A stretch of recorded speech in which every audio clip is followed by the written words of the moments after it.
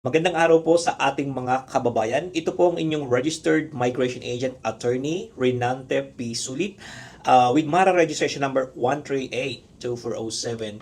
Ngayong araw pong ito ay ating tatalakayin ang Fast Track Registration to Residency for Nurses through OBA with PTE Made Easy. Ito po ang pinakamabilis na paraan, pinakamabilis sa pathway para sa ating mga kababayang registered nurses na gusto mag-migrate dito sa Australia. Ito po ay para sa mga Stream B candidates na nagtatrabaho at registered sa labas ng United Kingdom, United States, Ireland, Singapore, Ontario, and British Columbia of Canada and Spain. Ang Fast Track Registration to Residency po ay isang original program ng RPS Migration na has been running for over a decade now. Nagbabago po ang mode of registration, ngunit ang programa, ang goal ng Fast Track Registration to Residency ay maging rehistrado dito sa Australia at maging residente dito sa Australia ang ating mga kababayang registered nurses. Narito po ang APRA Mode of Assessment o ang mga paraan para maging registered nurse dito sa Australia. Una ay ang University Pathway na ang ibig sabihin po pwede kang mag-aral dito sa Australia ng Bachelor of Nursing. Maaari mo itong tapusin ng 3 taon, 2 o 1 taon. Depende sa assessment ng university. Ang ikalawa namang paraan ay ang Trans-Tasman Recognition kung saan ang mga nurses mula sa New Zealand ay po pwedeng maging registered nurse dito sa Australia sapagkat mayroong arrangement o agreement ang dalawang bansa na tinatawag na Trans-Tasman Mutual Recognition or TTMR. Ang sunod naman po ay ang direct registration.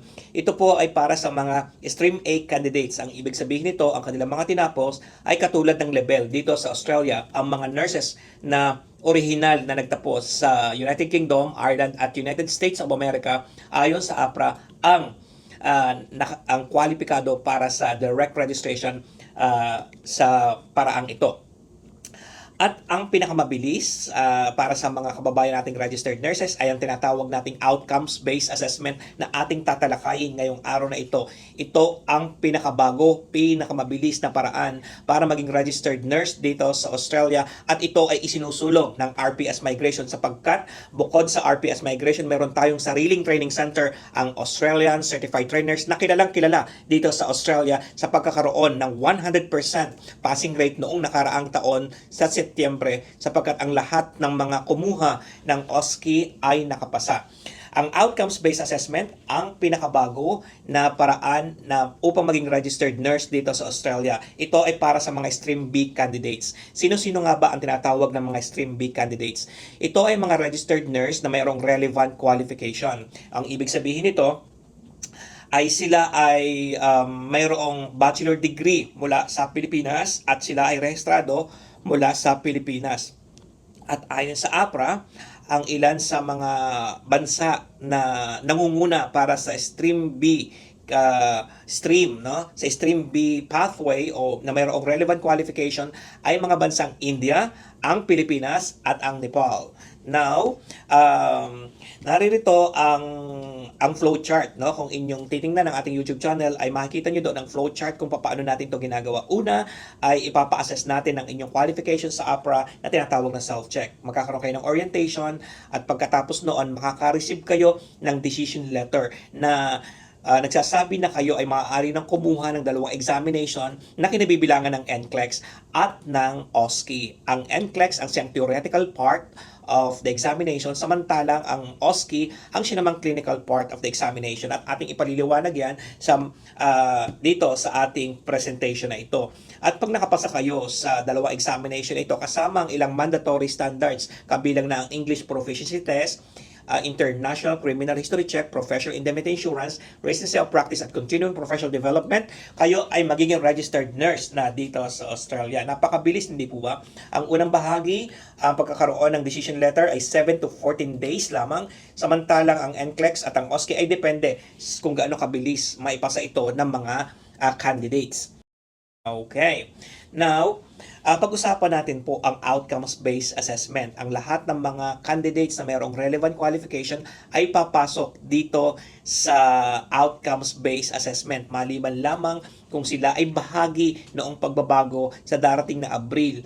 Kung halimbawa sila ay nagtatrabaho sa United Kingdom, Ireland, Singapore at sa mga at iba pang nabanggit na bansa, sila ay maaaring magkaroon ng ibang pathway sapagkat ang amendment o ang bagong ang bagong registration standards ay ginawa para sa grupo ng mga nurses na nagtatrabaho sa mga bansang yon. Ngunit kung hindi naman kayo nagtatrabaho doon sa mga bansang nabanggit, kung halimbawa kayo ay nagtatrabaho sa Middle East or sa Pilipinas o saan mang bansa sa labas ng mga bansang nabanggit na tinatawag na comparable jurisdiction, ang inyo pong pathway ay outcomes-based assessment.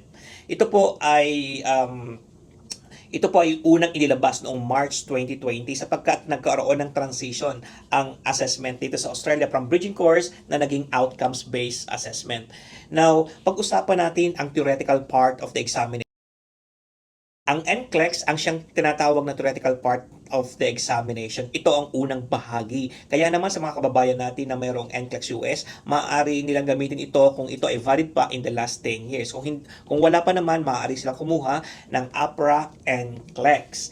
At NCLEX na ito ay ibinibigay natin ng free review sa ating Fast Track Registration to Residency na programa ng RPS Migration sapagkat meron tayong third-party organization na siyang tumutulong sa atin upang makapasa ang ating mga kababayang registered nurses. Napakabilis ng kanilang review at kinakailangan ng ating mga kababayan ay makapasa agad upang sila ay magkaroon ng pagkakataon sa ikalawang bahagi na tinatawag na clinical part of the examination o ang OSCE. Ang OSCE ay binubuo ng 10 stations, katulad halimbawa ng risk assessment, focus assessment, ISBAR, basic life support, IV fluid, at iba pang mga station na kinakailangan mong maipasa.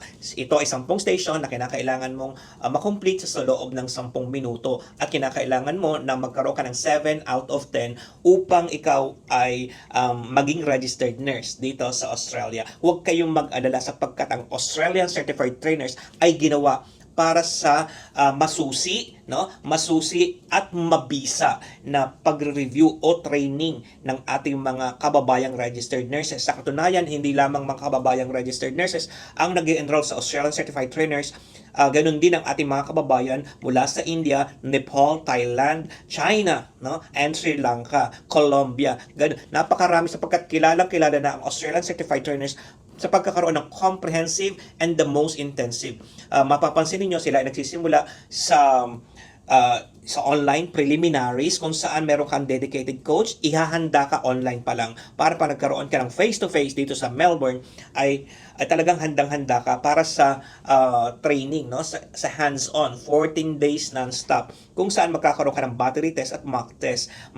Magkakaroon ka talaga ng pagkakataon na magkaroon ng simulation kung ano nga ba ang nangyayari sa tunay na OSCE. Kaya naman ang aming mga candidates, they are very successful and they said that the way we are doing it here at Australian Certified Trainers ay talaga namang at par sa APRA standards sapagkat hindi sila nahirapan sa kanilang OSCE. Kaya naman nakakatuwa ang ating mga kababayan na sumusuporta sa Australian Certified Trainers. Ano nga ba ang ilang mga mandatory standards maliban sa NCLEX at sa OSCE? Ano pa ang ilang mga standards na dapat makomply ng ating mga kababayan? Of course, ang International Criminal History Check, English Proficiency Test, Continuing Professional Development, Recency of Practice, at ganoon din ang Professional Indemnity Insurance. Huwag kayong mag-alala sapagkat aming kayong bibigyan ng guide para ma-comply natin ang lahat ng mga ito.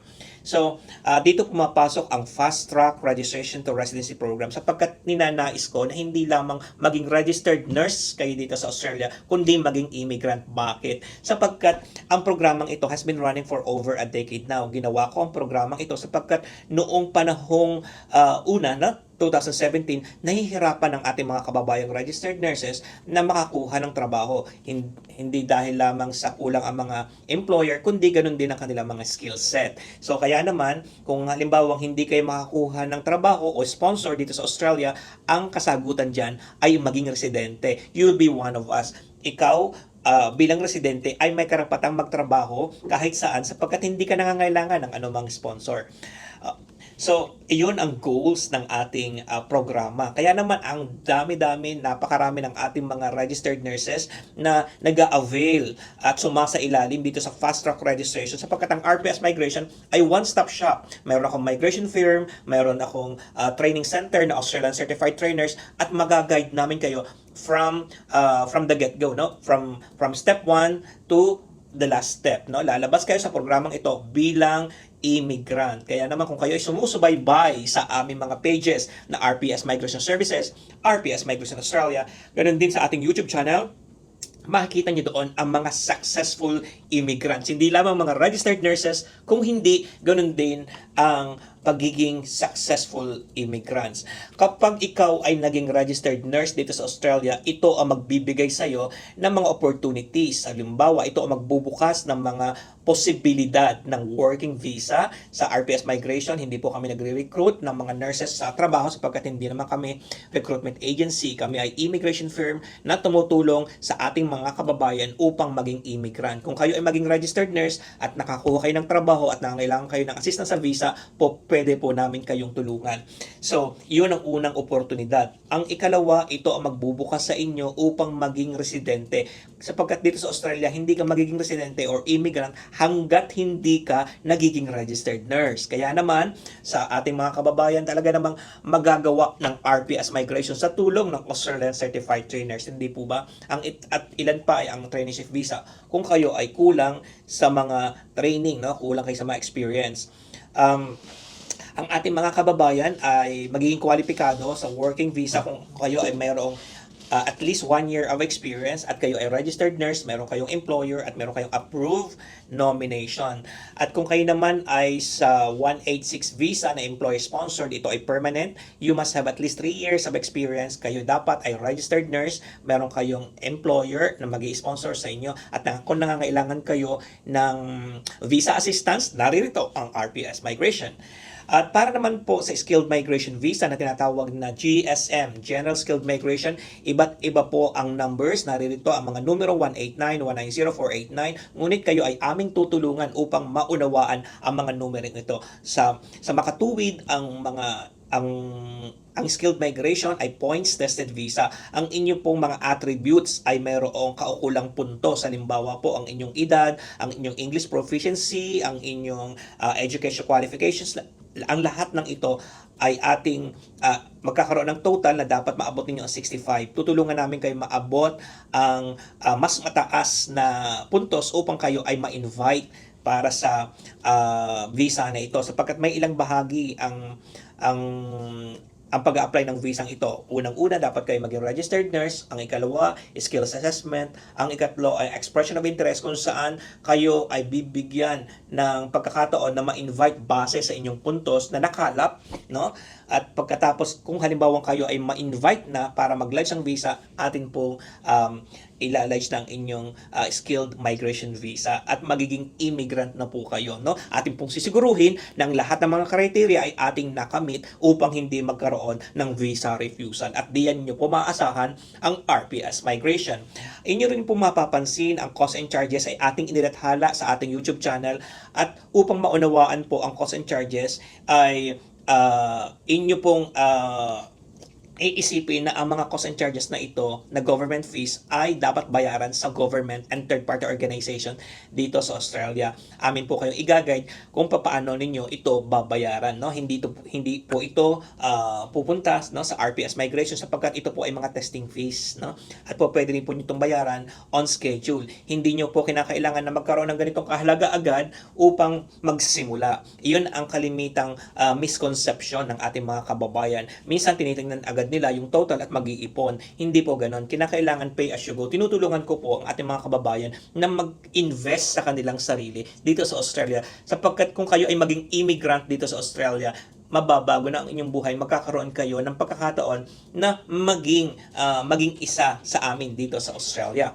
Now, ang cost and charges din po ng visa application ay babayaran nito kung halimbawa kayo po ay ma-invite pa para sa skilled migration visa. Kaya huwag niyo pong alalahanin sa oras na ito, no?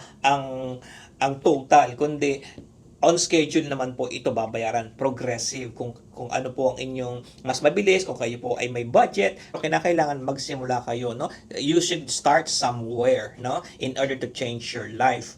Now, ano nga ba ang benepisyo ng pagiging isang permanent resident dito sa Australia? Unang-una, magkakaroon ka ng Medicare, no? Who never gets old, who never gets sick, hindi po ba? So, kinakailangan po na siguruhin natin at na meron tayong aasahan na Medicare pagdating ng araw, no? Hindi lamang halimbawa yung ipon natin ang ating gagastusin, kundi meron tayong inaasahan na Medicare, no? National Public Health, no? National Health Scheme na tutulong para tayo ay makasurvive sa mga pagsubok. Of course, maaaring kayo mag-apply dito ng bank loans at saka bumili ng mga property at pwede rin kayo mag-work sa New Zealand. Ito ilan lamang sa mga benepisyo ng mga permanent residents dito sa Australia. Kaya naman ang aking mga kababayan na naging immigrant na dito sa Australia, sila ay natutuwa sapagkat kanilang nasubukan ang fast track registration to residency sapagkat kung gagawin nila sa sarili nila ang programang ito, magtatagal at magkakaroon ng mga milestones sa kanilang mga attributes na maaaring mag-apekto sa kanilang mga puntos. Kaya naman po, kung kayo ay naghahanap ng isang mabilis, ng isang sigurado na pathway upang maging registered nurse dito sa Australia, naririto po ang RPS Migration at ang Australian Certified Trainers to make it happen for you. Kaya kung katulad halimbawa ng ating kababayan na si Jericho, Nurse Jericho, ito ang kagagrant lamang ng visa, no? Ng mag-anak si Jericho ay isang nurse mula sa Qatar. Siya ay nag-avail ng fast track registration to residency through OBA at sila ngayon ay registered nurse at ang kanyang pamilya ay narito na ngayon sa Australia. So congratulations Jericho, no? Si Jericho ay naghintay ng kanyang permanent residency dito sa Australia sapagkat nakakuha siya ng sponsor, no? Sapagkat kung halimbawang ikaw ay registered nurse na tapos maganda ang iyong experience, mas magiging madali po. Pwede kang maghintay ng iyong permanent residency dito sa Australia or maaari din naman maghintay ng residency kung saan kayo nagtatrabaho. Okay, may ilang mga katanungan tayo dito, no, na dapat nating sagutin. What is the timeline of the process? No, for registration, bigyan nyo ang inyong sarili ng less than a year at ang residency for another year. Pero may ginagawa kayo sa bawat stage. Do I need to pay the whole amount right away? No, as mentioned, kinakailangan lamang ay maging strategic kayo. No, kung ano lamang ang inyong gagawin, yun lamang muna ang babayaran. What if I don't have experience? Can I proceed? Dito po sa OBA, maaari kayo mag-proceed kahit wala kayong experience sapagkat ang assessment na ito ay more on qualifications, no? I am turning 45. What are my options? Maaari pong maging option ninyo ay working visa lamang sapagkat wala po itong age limit. Pero meron po mga isinusulong na mga pagbabago na sana ay matuloy na ibalik po ang 55 years old para sa mga health practitioners. Kaya naman po, magsimula na po kahit tayo po ay 45 years old na. What are the medical conditions that may affect our application? Ito po ay ang mga medical condition that can attract significant cost tulad halimbawa ng autism ng isa sa mga miyembro ng pamilya, no? Can I avail only registration? Pwede naman po mag-avail ng registration lamang, ngunit tulad ng sinabi ko, kinakailangan secured ang iyong investment, cost effective, no? Ang ating gagawin ay hanggang residency upang halimbawa ikaw ay hindi makakuha ng trabaho dito sa Australia, magiging residente ka naman dito sa Australia, no? At mas malaki ang iyong tsansa na makakuha ng trabaho kung ikaw ay isang residente. How do we prepare for NCLEX and OSCE? Ito ay tinataguyod ng Australian Certified Trainers at epektibo ang kanilang mga pamamaraan. I already have NCLEX US. Can I use it? Opo, pwede po nyo gamitin ang NCLEX US upang ma-skip ninyo ang NCLEX provided na ang result na ito is in the last 10 years. I am already registered in the US. Can I apply? Ang kailangan po natin sa programang ito ay NCLEX result, no? Hindi po ang US registration. Do you have accommodation in Australia? Marami po tayong mga kababayan na nagpo-provide ng mga accommodation. Matutulungan po namin kayo upang makahanap ng accommodation kung ito ay isang issue para sa inyo. How is the review at ACT? Is the passing rate very high? Yes, very, very high, because if you are going to compare our review center to others, you will see the transparency and the prestige And we really walk the talk, no? Ang una yung titingnan ay ang transparency, no?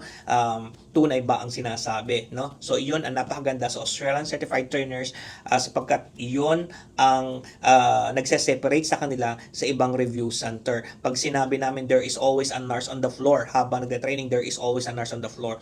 Pag sinabi namin na may battery test, mock test, pag sinabi namin 100%, 100%. Kung halimbawa ang isa ang bumagsak, dalawa ang bumagsak, sinasabi po namin yan, no? Kaya naman, love na love tayo ng ating mga kababayan ng mga registered nurses, no? At nagbibigay din sila ng payment plan, kaya naman po, at maliit lang ang kanilang size ng kanilang klase dito. Hindi kayo mag-aagawan, hindi kayo magkakaroon kayo ng enough time to practice, no?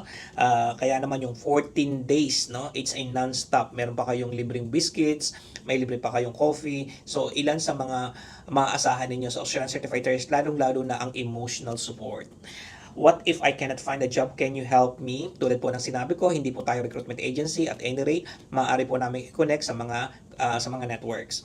If I will start the process, how can I proceed? Kinakailangan po muna kayong magpa-assess upang malaman po ninyo ang inyong chances sa programang ito, no? Sapagkat ang aming pong programang ito ay 100% na passing rate, no? 100% na success rate ang ating mga kliyente. So kinakailangan ma-assess namin muna kayo at maunawaan ang programa bago kayo mag-commit, no? Kung halimbawa na matapos ang inyong assessment at gusto niyo mag-commit, fill out the engagement form, send it to us, no? At maaari kayo mag-WhatsApp sa +61 415 831 158 at ako po ang personal na mag-a-assess sa inyong qualification. Kaya naman sa ating mga kababayan, tara na sa Australia. Ito ang programa para sa mabilis, komprehensibo na pathway ng ating registered nurses mula sa Pilipinas. Ang outcomes-based assessment, ang RPS, mayroong migration firm, meron tayong Australian Certified Trainers sa training center na makatutulong sa OBA. Kaya tara na sa Australia, mga kababayang registered nurses, kay RPS, sulit ang visa mo.